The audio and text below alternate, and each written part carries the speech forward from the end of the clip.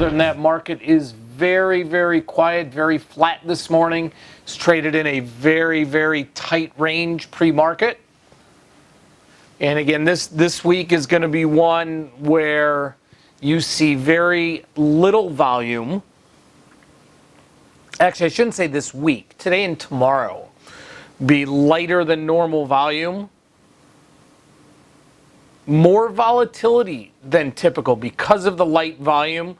And then tomorrow with the end of the year, and it is a full trading day tomorrow prior to New Year's, there's always some jockeying of positions.